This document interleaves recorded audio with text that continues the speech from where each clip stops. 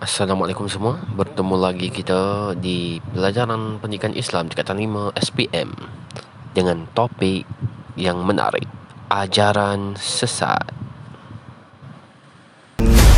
Yang membimbing manusia ke jalan Allah ialah sabar.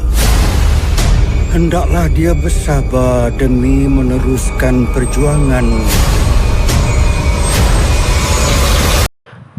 Mohon semua tekan butang subscribe dan loceng dan follow untuk dapatkan video-video yang lagi menarik. Dia sampai dia sakit. Lebih baik kau ambil darah aku untuk kau puas. Aku bukan bawa ajaran Syiah. Ya. Sesungguhnya mereka orang yang sesat, jauh dari petunjuk.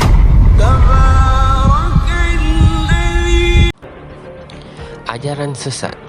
Pengertian ajaran sesat.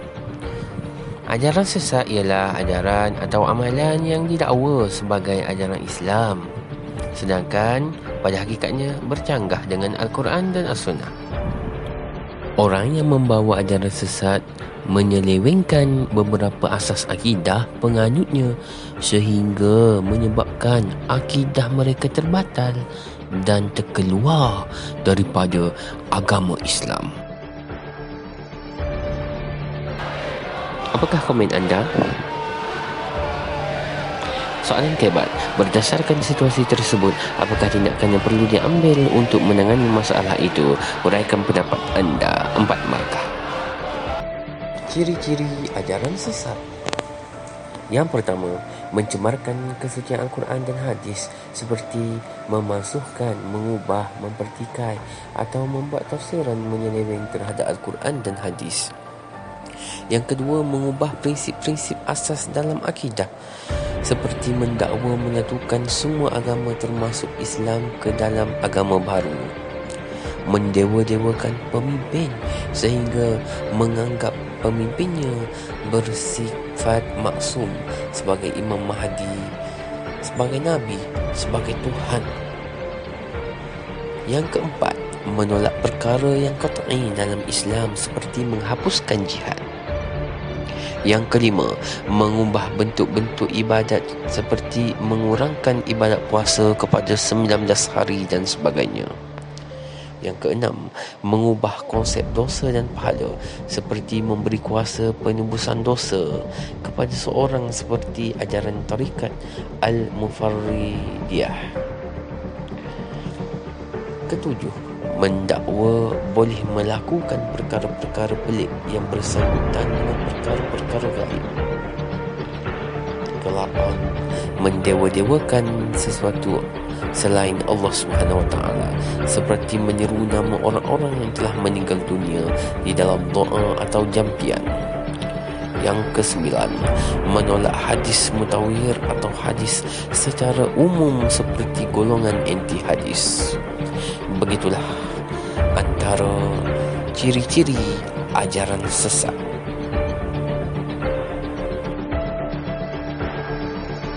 Okey, jom kita jawab soalan. Jom. Okey, ini adalah contoh soalan objektif. Okey, why? Amalan yang didakwa sebagai ajaran Islam, ajaran bercanggah dengan Al-Quran dan As-Sunnah. Why adalah maksud A.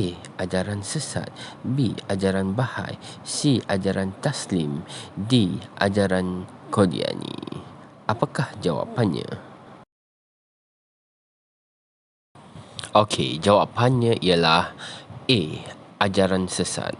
Amalan yang didakwa sebagai ajaran Islam, ajaran bercanggah dengan Al-Quran dan As-Sunnah merupakan maksud ajaran sesat.